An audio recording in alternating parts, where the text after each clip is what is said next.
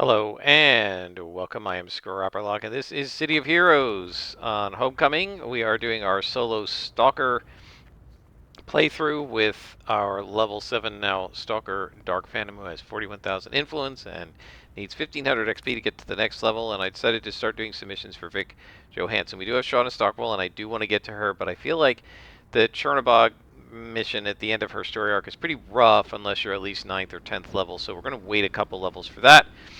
And instead, we're going to, let's see, go after the missing homeless people. I still have not done the supposedly level 5 combat Vajjalok in King's Row from Henry Peter Wong, because I have not yet found a Vajjalok that is within 2 or 3 levels of my level. Are we maybe going to have a difference here? No, these are dead Vajjaloks, so I don't know what's going on there. If I find one as I jump through, I will, I will certainly attack them. But the ones that I found are all deep red and purple in multiples together. And although it is certainly possible, as I've said before, to fight reds and purples, when you are a stalker in higher levels, it's not possible to fight reds and purples pretty much with any character at 7th level when you don't have your powers in yet. Lots of white and yellow clockworks and skulls. But then in this area, they get even over level 10. So this is a pretty rough spot. But we have our stalking hide on, so we don't have to worry about accidentally aggroing those high-level enemies. Don't have any inspirations here, but we should be okay. This is the Lost. Alright. This is our last level that we're going to have before we get our assassination power, our assassin strike. So remember that we are a hero, so we will not be killing anyone with our assassin strike, just beating them up and leaving them for the cops to find. Defeating, as it's called in COH. I do want to point out, so I was watching another video by this one person who was the one who said they think stalkers are very hard to play solo, and I believe I've mentioned that he argued that radio missions are not that are not as good to do as, well, he said Ouroboros missions, but story arcs, same thing, because of the radio missions don't give reward merits. And I pointed out that, do we need to leave this person out? Okay, so now we have to take hide off because we have to leave him out. I pointed out that although the radio missions might not give reward merits, they do build up, as we've seen. The reason we have this mission from Vic Johansson is that we built up friendliness with a detective in King's Row who then gave me a contact. It also gave me a bank heist mission, a mission to protect a bank from a bank heist. Will you come over here? Come on. And as a result, we got to do a really cool mission, and we got a new contact that's going to give us missions. Now, at this level, you don't get story arcs yet. But in other levels, once you get past level 10, a lot of the contacts give story arc missions, and those story arcs give good reward merits and good influence and so on and so forth. So it's worth doing them for that reason. But he then made a follow-up video where he said that people had kind of critiqued it and disagreed with him, and obviously, he says what I say, play the way you want. But he was talking about being efficient and doing things that will earn you more influence. Now, if you don't care about the influence, then it doesn't matter. But if you want to earn influence, you earn influence more easily by getting reward merits, which then you can buy things with that you can then sell on the auction house that will be worth more influence. Now, I don't play that market and I don't play that game, so I don't really care. The only thing I use reward merits for is the ATOs, the archetype origin enhancers, which I'll show you when we get to a higher level. But what he said was, the reason he made that comment is that he knows, I guess, a bunch of people who level up in City of Heroes, and they feel like the radio missions on the hero side or the newspaper missions on the villain side. Ooh, is going to be hard. That they think those are the best primary way to earn XP, right? In other words, they level up from 1 to 50 just using radio missions and newspaper missions, and I guess bank robberies and heists. And so, and he was saying it doesn't make sense. He doesn't think it's effective to do that, and I agree with him about that. Right? I would never do radio missions preferentially. Right? The only reason to me to do radio missions is to fill in the gaps. Right? That is, you're level 8, you don't have any more contacts in the zone, you use them to level up to 10 so that you can get more contacts. Right? Come with me.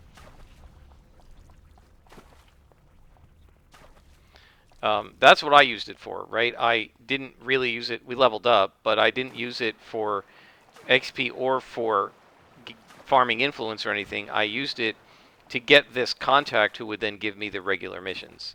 To me, the content that I want to use to level up in the game is the regular story arc contact-based content, not the radio missions. The radio missions are just there to plug some holes. And, you know, yes, you want to do some bank robberies occasionally because it's fun to stop a bank robbery now and then. I wouldn't want to do that every time I logged in. Do I hear a glowy? I thought I heard a glowy.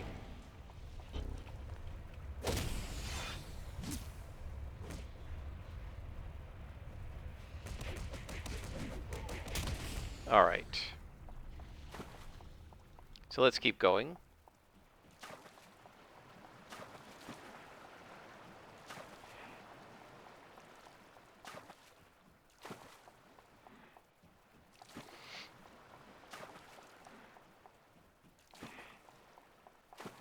So I think we just have, what, one more hostage?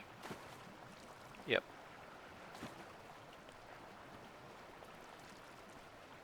So this is one place where I do agree with this other YouTuber that, yeah, I personally would not find it worthwhile to primarily level up using radio missions. I feel like that's...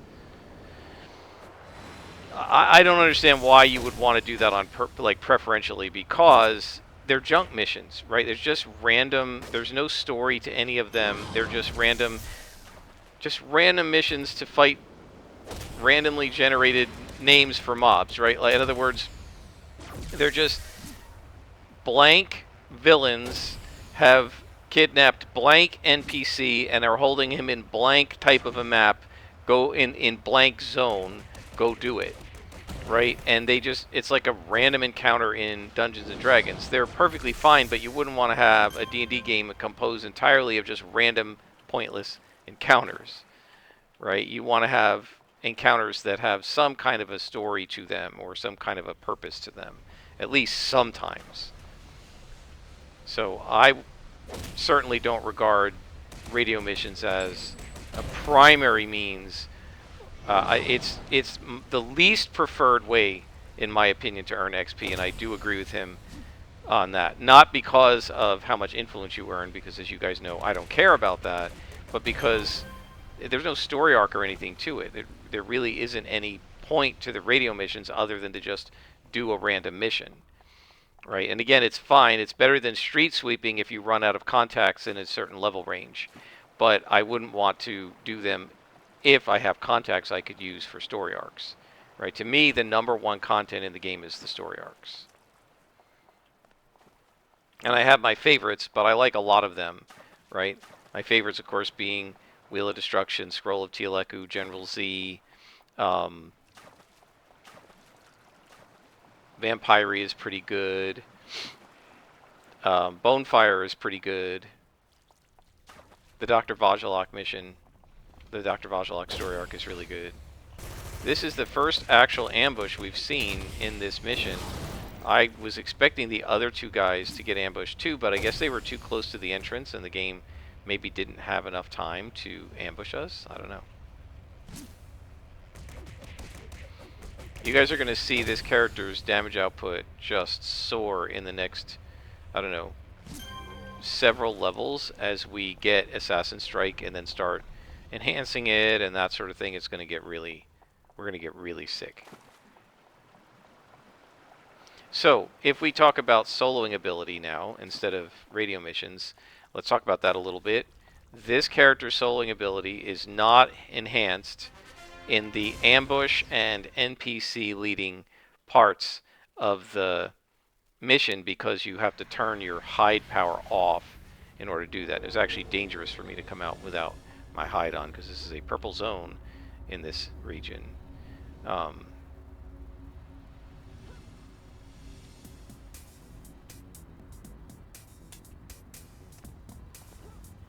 I'm still not seeing any Vajaloks. I don't understand what the point of that mission by Henry Peter Wong is, really. Like, why would you give level 5 characters a mission to go into a zone and find a mob type that's almost impossible to find unless you're in the level 9 to 10 area? It's like, are you purposely trying to get noobs killed when you make this mission up? This has probably got to be original to the game. It's sort of like the old Paris Park missions. Now, I know those ones were meant to get you to team up, but even a team of level 5s would struggle. I'll do Genevieve Sanders. Even a team of level 5s would struggle against purple Vajaloks. People are turning into Lost or the Security Chief of Perez. We're going to skip Security Chief of Perez. At some point, I'm probably going to have to deal with that because the game is designed when it was launched. They wanted you to learn how to team up, and so they purposely would give you these security chief missions for the hazard zones. You couldn't bypass them, and they just all your contacts keep offering them until you finally take it. So at some point I'm going to have to take it, and I will use the autocomplete to just autocomplete it because I don't like doing those. And so we'll just skip that. These are skulls, but there should be some... Did I get stuck? There should be some reasonable level Lost around here, usually in this part of the map. There we go. There's a Lost. One of the things that always annoys me about this is fairly new because they used to just be hanging around, that they're angry at the skulls and they're like arguing with each other or whatever. This forces me to fight skulls that I don't want to fight just because they're all going to aggro to me. And like, I'm trying to defeat Lost and I end up fighting, defeating 20 guys to beat 10 because I got to fight the skulls while I'm fighting the Lost. Right, so this guy is not necessary for me to fight him, but he aggroed to me, so.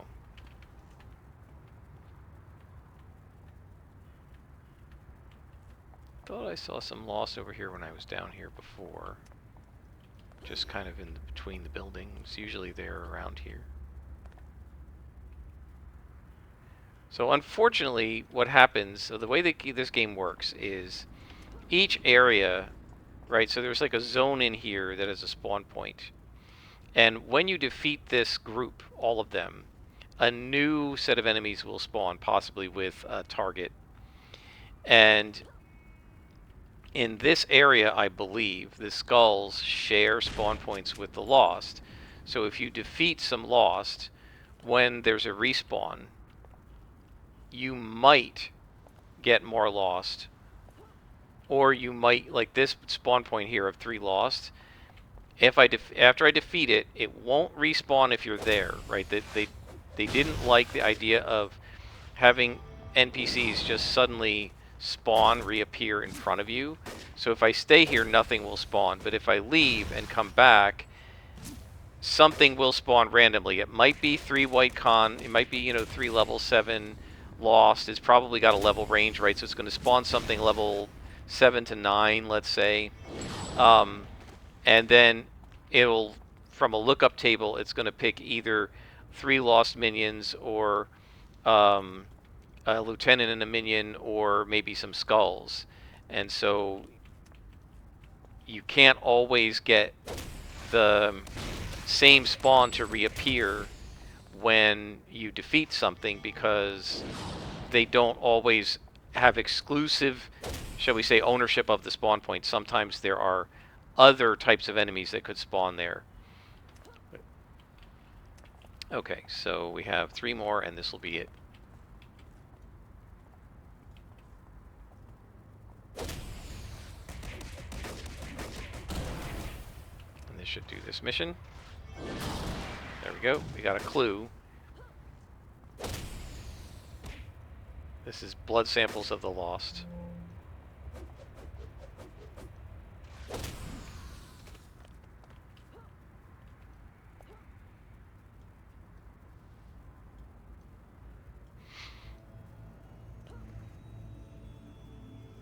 One thing you will notice as we go is super jump will get increasingly good. Originally the movement powers like super jump were for level 14, and they were level gated, and you couldn't get them until level 14, and so when they allowed you to get them at lower level, what they said is it won't be as good as it was at 14 initially, and so it'll slowly get better until you hit level 14. Right, and they do get better after that as well, like jumping farther and stuff like that. I guess we're going to have to take this. And then we're going to autocomplete it. Just to get it out of my queue so they stop bothering me about it.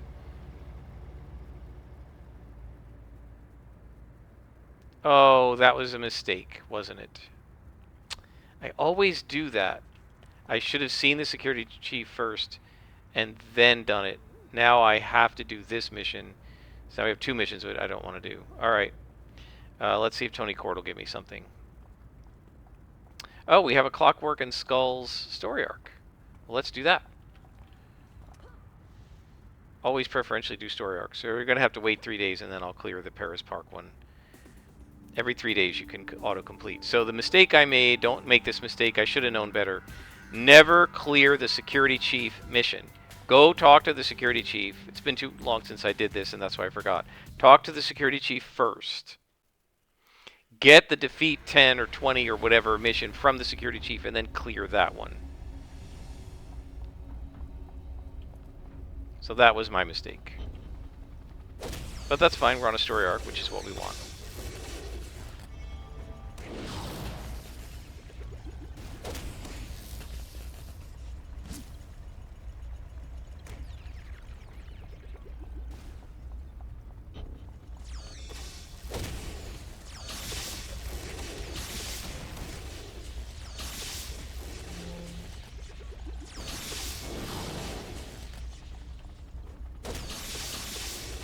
Now these guys are going to hit me a lot because I do not have energy defenses, right? Just 4% yet. When I get my next toggle, they will have a harder time hitting me. However, they are vulnerable to smashing, which is about half the damage that I do.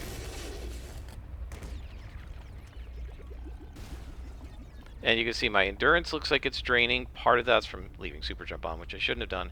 And part of that is because electrical attacks drain endurance. So every time they hit you, you lose a little bit of endurance.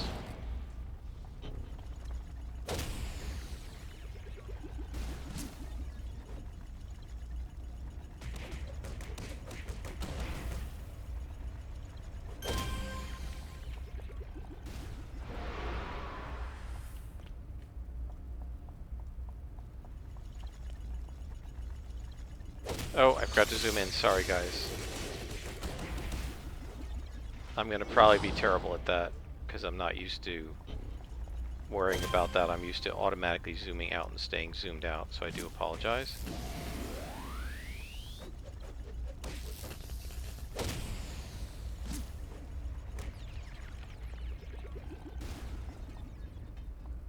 Okay, there's nothing down here.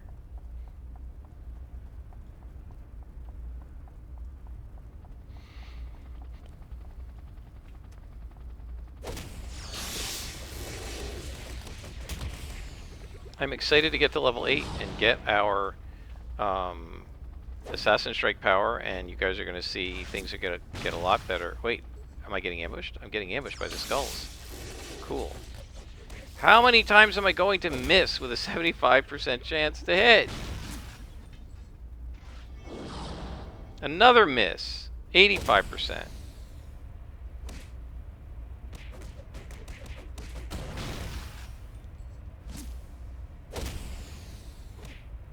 Oh, this guy's a lieutenant. I didn't even realize it. I'm like, why is he taking so many hits to take out? That's why. And they resist smashing the skulls, I believe.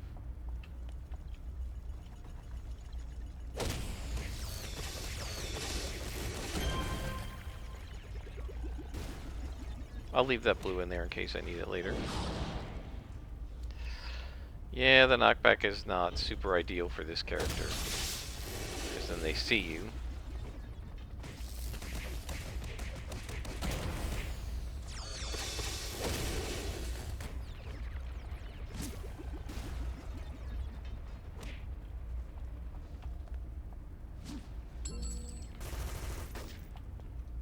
Who's shooting me?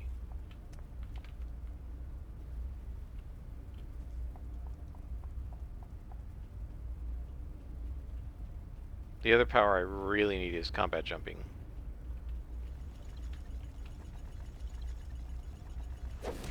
Ah, missed again.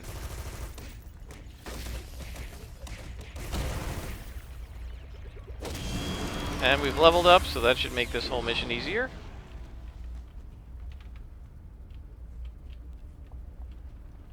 And now we will get Assassin Strike. Not going to worry about staying in hide against blue cons with level up bonuses.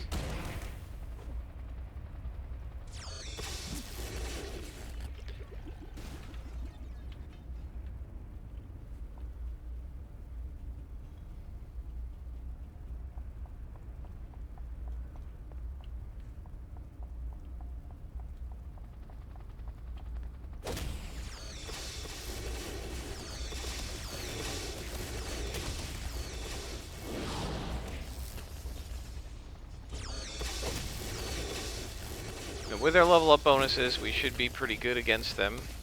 But they're about to expire, and I've over aggroed, but they're all blue, so that's okay.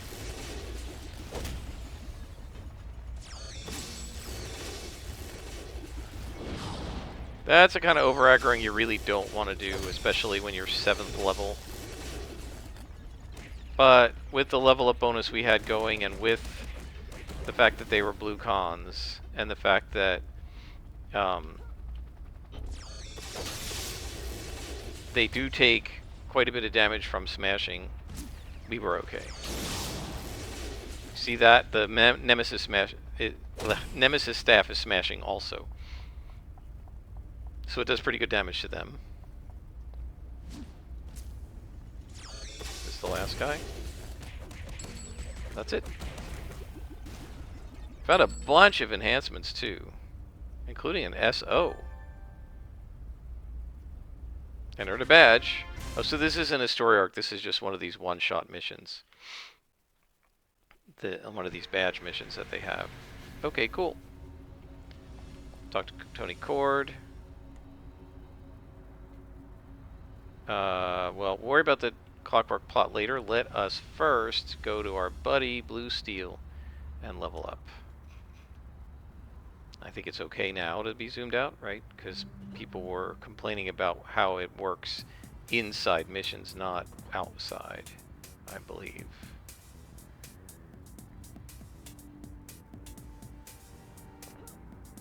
Going the wrong way here.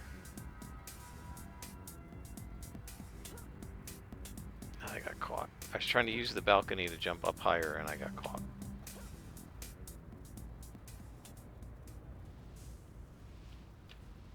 There we go.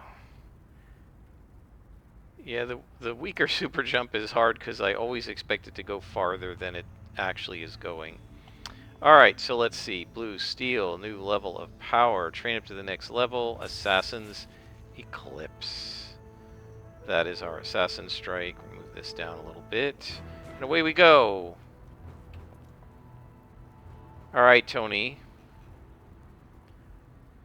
Give us your mission to do the clockwork plot, and we're going to go ahead and do that. We're not on an actual story arc frame, are we? If you see a little book icon, you are on a story arc. I will be right back, guys, and then we will continue this. Alright folks, we're back, and now we're going to super jump. Wait, before we super jump over, let us grab this plaque here for history, and then we're going to go, do we need any of these enhancements? These are all level 7, so no. Just sell them all. Any good salvage? Oh, we have an orange salvage. So, for now with this character, I think what we're going to do is log onto the auction house, because the orange salvage tends to sell fairly well. Let's see what, so you can see it sells for 500,000. So let's post it for, I don't know, 250,000. It should sell pretty quickly that way. Yeah, it sold for 412. I'll take it.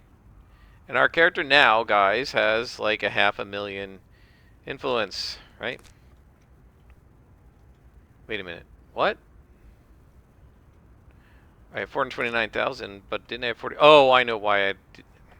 It cost like 42,000 to put it up for sale. That's why. So that's why I don't have that many more. It costs money to put it up for sale. You have to pay a certain percentage to the auction house. That's to prevent people from putting stuff up for insane amounts of money without, like, for no reason, right? You have to basically pay a percentage to the consignment house. Okay, while we're here, let's take a look. Are there any Vajaloks anywhere within my level range? No, these are all purples over here. They're skulls, but this is way too... Yeah, you see? There are usually Vajaloks down here. What's going on? So the skulls are killing all the Vajaloks, so I can't even hunt them. But yeah, purples. Like, I'm not going to try to fight level 12s. I'm a level 8. And certainly a level 5 would have no chance against plus 7s. Even level 50s fully tricked out would have trouble against plus 7s, let alone a level 8. But we're here, and we're going to go in and fight level 8s. And now you guys get to see Assassin's Strike, or Assassin's Eclipse, as it's called. Now, this isn't enhanced at all. We don't have any enhancements on it. We're going to... This is one we will enhance very quickly.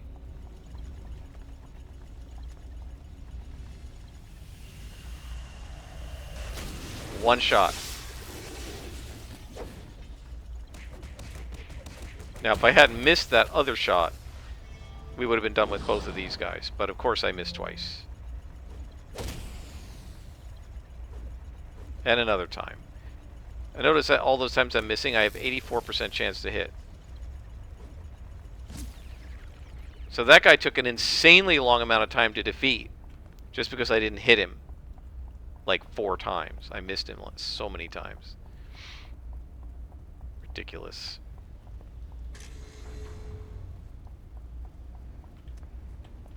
Okay.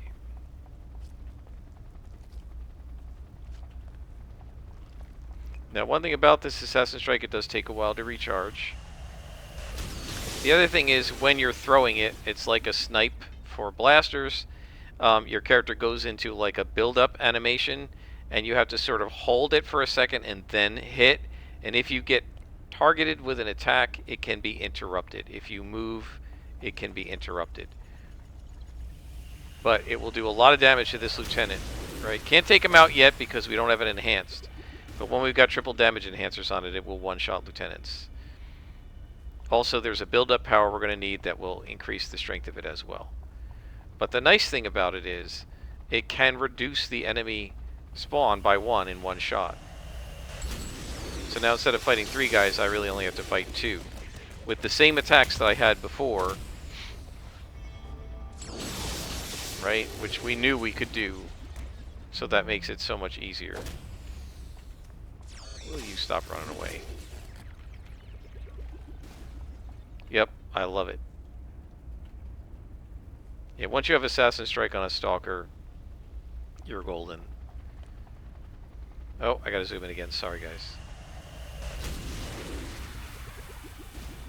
That is a cool attack. I love dark melee. It's very, I don't want to say evil looking, but it's very cool looking.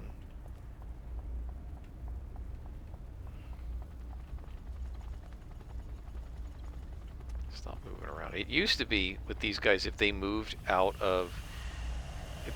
while you were trying to do the attack, it would cancel the attack, but it doesn't do that anymore.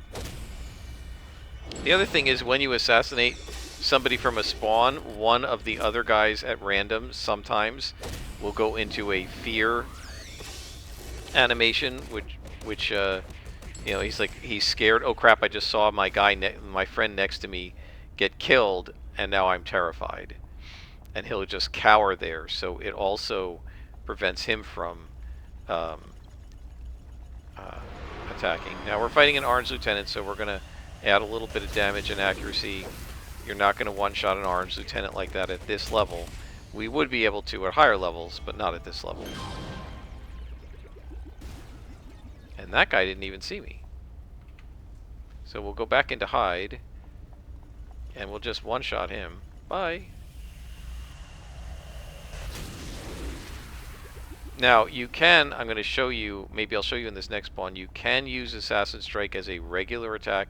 You didn't used to be able to do this. When the game, when they first put Stalkers in the game, one of the ways they tried to prevent them from becoming too ridiculously powerful is Assassin Strike. Ooh, this guy's a boss. Assassin Strike is interruptible, so I'll show you on the next spawn. We don't have to fight a boss. They made it so that you could not use Assassin Strike during combat because it would just get interrupted if you got hit and stuff like that. And so it was just a waste on your hotbar during the actual battles. But you see how I just hit one shot, and it does pretty good damage even when it's not Assassin Strike. So it gives you like a regular attack during combat, and then Assassin Strike at other times. And when you see that little orange, so what happens is when you hit a couple of non-Assassin Strike powers, it gives you this little thing circled, and it gives you a better attack. I'll show you that when we get a chance to. It's not easy to like make it happen, and I don't ever try to make it happen. I just let it happen. But here, let me show you. So we're going to punch this guy with a regular crit, and then you'll see Assassin Strike just becomes a single shot, and it does pretty good damage, right? It did 47 damage, and Smite does about 20 damage, right? 22. So the Assassin Strike does better damage than a regular attack, even when you're not using it to do the assassination, but it's awesome when you use it to do the assassination. That completes this mission.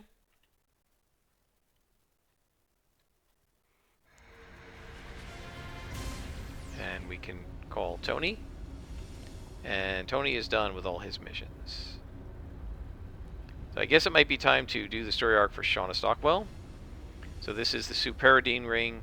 And so Superidine is a drug that the trolls and some of the other villains use to make themselves super. Right? They're not actual superheroes or supervillains. They didn't have a radiation accident or, bit by a radioactive spider or any of that stuff, right? So they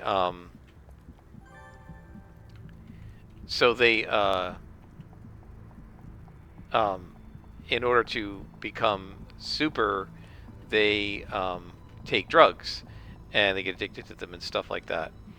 And so this is a story arc about that.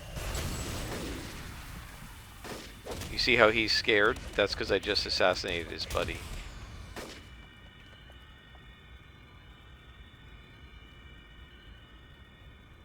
That's a big spawn down there.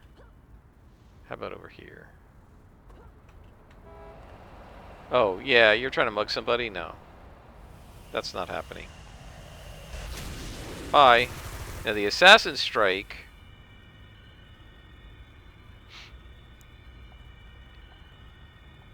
If we look at the total damage, it does 25 points of smashing, 9 points of negative, and then 51 points of negative because of the assassin bonus, right?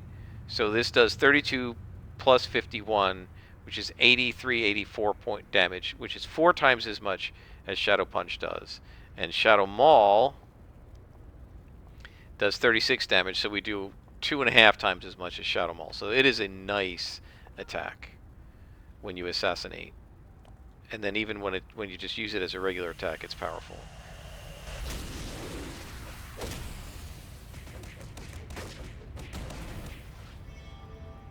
So you're going to see, that's why I moved the Brawl over. We're going to be using Brawl less and less now that we have these 3 attacks. And as we put recharge enhancers on them, we'll start being able to use them more and more often. Okay. Death's Head. Okay, let's do a little extra damage. Let's just go ahead and do it. Let's assassinate. It's not going to one-shot him, but what I like about the Assassin Strike is it gives you a huge, let's say, lead in the battle. Remember that ordinarily, oh, look at all these misses. Ordinarily, a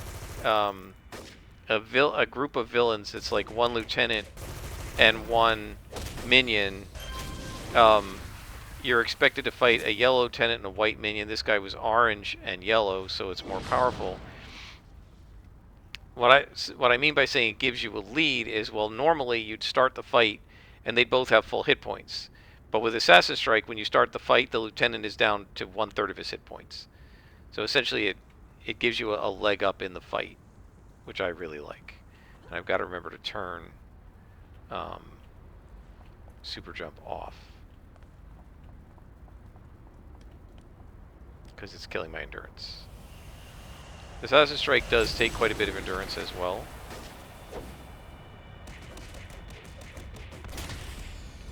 Accuracy enhancements cannot come fast enough,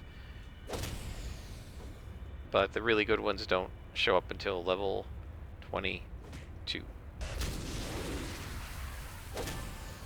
SOs. Of course, I think you can get SOs at this level now, but I'm not going to bother until 22. Alright, so now we need to find Toothbreaker Jones. And let's see, how are we doing on time?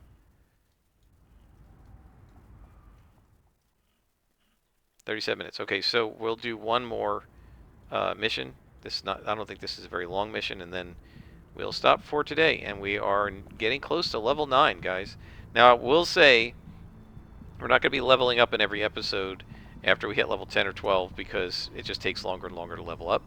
So you shouldn't expect that. But I'm going to show you pretty much every minute of this character, at least until the first face plant.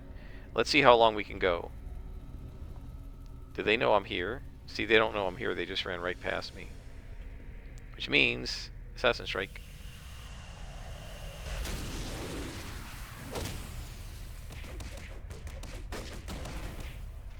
So again, it gives you a lead. This spawn of 3, right? This is a spawn of 3, and I was able to basically fight only 2 of them instead of 3 of them because I assassinated the first one. So that's enough of that. I'm not going to keep belaboring it.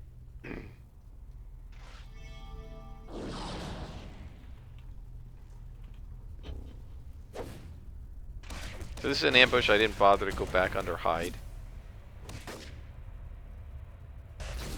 Ah, missed him with that nice juicy attack. So many misses. Lucky he didn't go back that far, so he took the AoE. Another miss. And it's not like it's hard to hit. I had 84 to hit. Just miss all the time.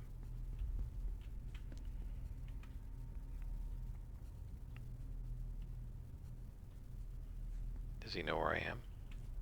If not, goodbye.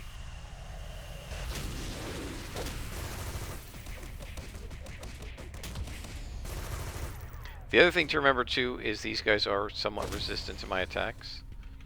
I think they are resistant to smashing. Oh gosh, super jump is killing my endurance again. But also, as you'll see, watch the blue bar. It uses quite a bit of endurance, the Assassin Strike.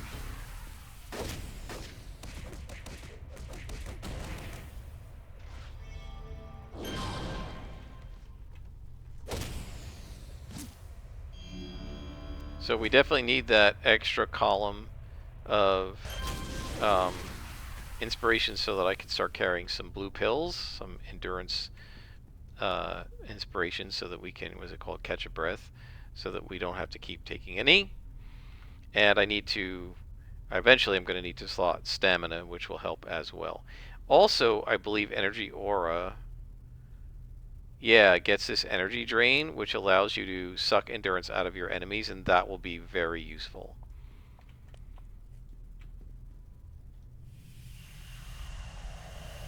Probably overkill to assassinate that guy, but I love doing it.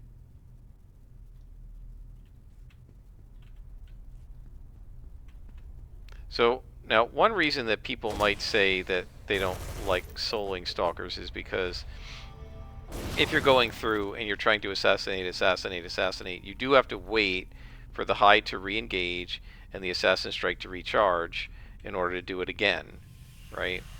But it is extremely low risk, and I've always thought that Stalkers are City of Heroes on the easiest of easy modes, right? Because you just never have to get into a fight. You can pick your battles. You can choose to attack whoever you want.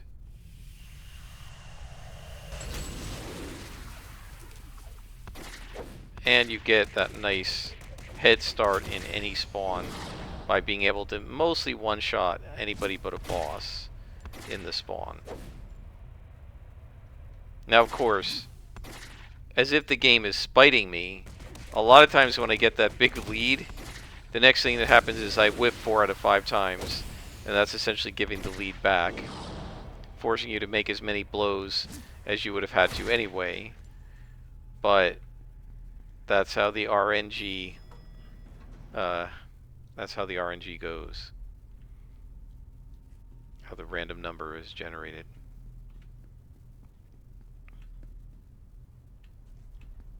We zoomed in enough here. Let's do a little more zoom in. Okay.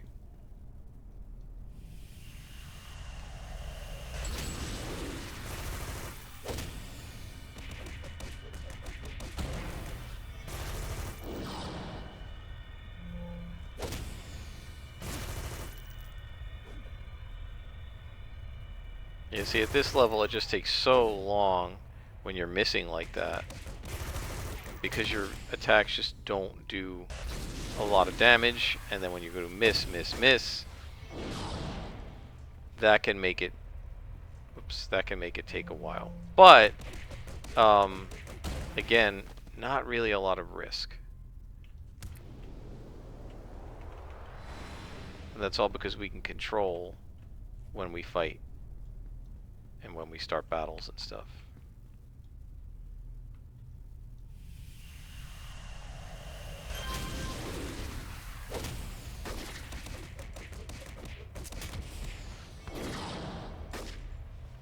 Nemesis staff, 74% to hit. Eventually that thing is going to get taken out of our rotation, just like Brawl has mostly been.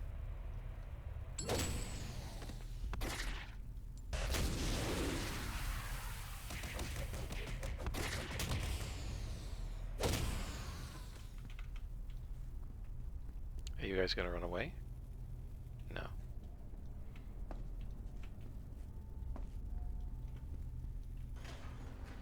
Let's see what's here. This is just hallway leading to a hallway, it looks like.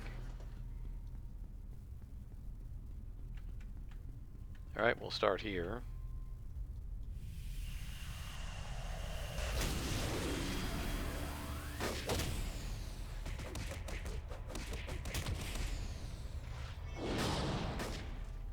So if they're white cons, it's very easy, right?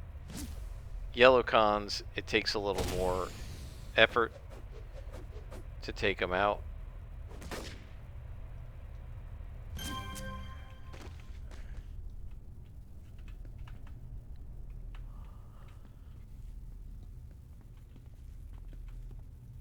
But I absolutely love doing the Assassin Strike. It's super fun.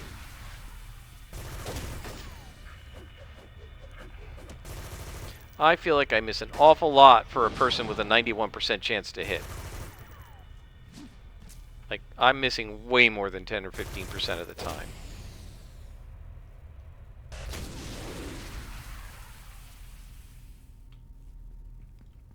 But as a Stalker, it definitely takes a few seconds for the hide to re-engage, right? And it's going to take a few seconds for Assassin Strike to recharge, right? So you might be taking an extra 10 seconds in between spawns that, say, a Scrapper or a Brute wouldn't need to take. Now, one thing you can do that makes things much better as you level up is there's a Placate power that's not only a reverse taunt, it like sheds aggro, but it also basically makes them forget you're there and you can go straight into another assassination. So you could technically assassinate 2 people in a spawn. She saw me. You could technically assassinate 2 people in a spawn, right? You can assassinate the first guy, take the second guy out with your normal attacks, and then placate and assassinate the third guy. So a spawn of 3 is trivially easy to take down.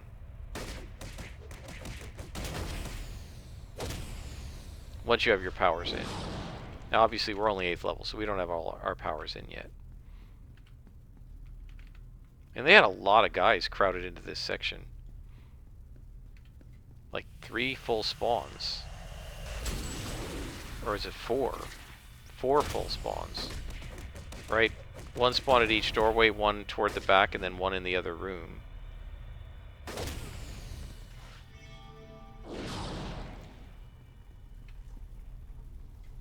One of the things that you want to do in City of Heroes is have what I call a closed attack chain. This is where once you're finished clicking all of your regular powers, not this gray silly crap that we're just using now because we don't have enough regular powers. Once you're done clicking all of your attack powers, one of them has recharged again, and you're able to immediately go back into the chain of attack. It's called a closed attack chain. So that's one of the goals, is to get a closed attack chain as early as possible. You do this with a combination of having, like, say, 3 to 4 attack powers that have pretty good recharge rates to begin with, and then putting recharge enhancers on them. Oh, shoot. I walked right around the corner into these guys, didn't I? Yeah.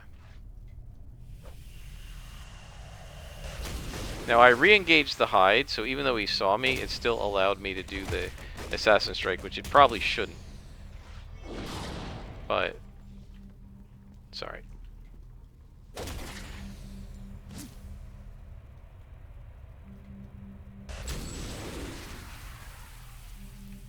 The other thing I always used to think, nothing useful there. The other thing I always used to think was that for whatever reason, I always felt like Assassin Strike seemed to lead to more enhancements dropping. I don't know if that's really true or not. Alright, we're going to need a bunch of stuff for Toothbreaker. I'm going to assassinate Toothbreaker because it gives you such a big lead on the boss. It's worth it. Look how far down his health is, right? Notice he's doing dark just like I am, although he's probably a dark scrapper. But that took him out. That was a really... made short work of the boss. Why? Because we got that big lead from Assassin Strike, which is super awesome. And that takes care of the mission, but there is a glowy here, and this gives us a souvenir, I believe. Yeah. Am I hidden?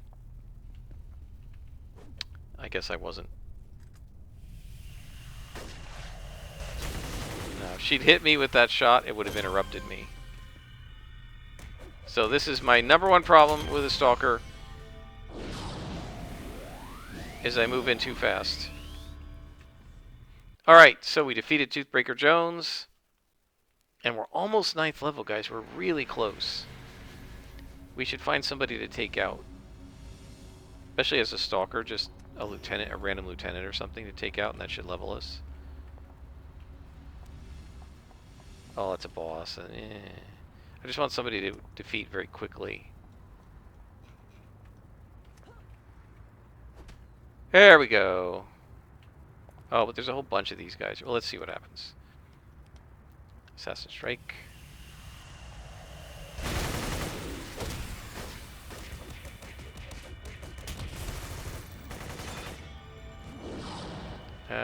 That was... There we go. Leveled up. Okay, Okay, so now I should be able to take these guys out with no problem. We're level 9 now.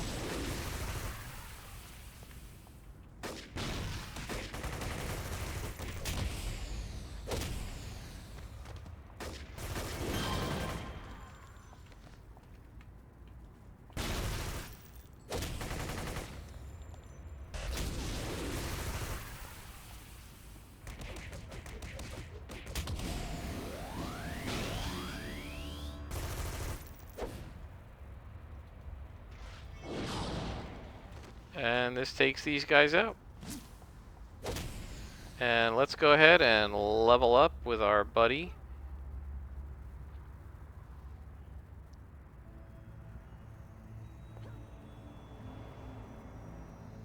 Where am I here? This way.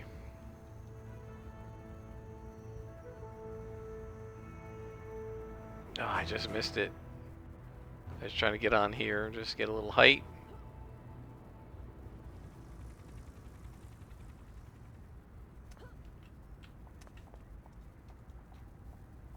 New level of power, train up.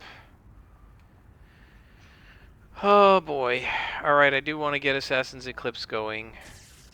But it's time to start doing slots in health and stamina too, I think.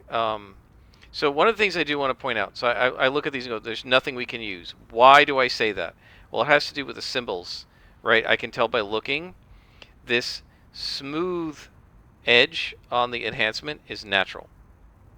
The jagged gear edge is tech. The bumpy edge is mutation. This sort of like squiggly. It's like a, if you look closely, I think it's supposed to be like a double helix of DNA. And then this one that looks like the edge of an old amulet or something is magic. And then this one that has like a little electricity and a little bit of, I don't know what this is called, like accordion kind of here, that's science. So I could tell by looking that the only one in this list that is even something we could use is this one. And I could tell from the dark purple that this isn't something that I can actually use, right? Because it's fear and I don't have a fear attack right now. So I could see just at a glance, because I know what the enhancements look like, that there weren't any that we could use. And it looks like we got another orange. So what do you think, guys? Should we sell it? I think we should. These are useful, but I mean, what the heck? We can get ourselves close to 1 million influence, right? If we gotta do it this way. So again, 412 is what I sold it for last time. So if we do another 250,000, right? It's 12,000 fee, and then we post it, and we sell it for 425,001. That's another 30,000 fee, but boom, we now have 826,000 influence, guys. And I think I was mistaken before. I'm pretty sure it's 800,000 you need to get a full set of single origin enhancements at level 22 if you slot everything. We're not going to be doing that. We're going to be getting dual origin enhancements at level 12. So you can see that they cost a few thousand each at level 10. The 12,000 ones will be a little bit more expensive. And these are single origin, so you could even buy single origin enhancements if you want. I don't see the point of spending $11,000 on this recharge 11,000 influence on this recharge enhancer that's going to be, it's going to go yellow to me in like an hour, so I don't bother. All right, guys, I think that's enough for now. Until next time, I am Scrapperlock, and this has been Soloing the Stalker on City of Heroes.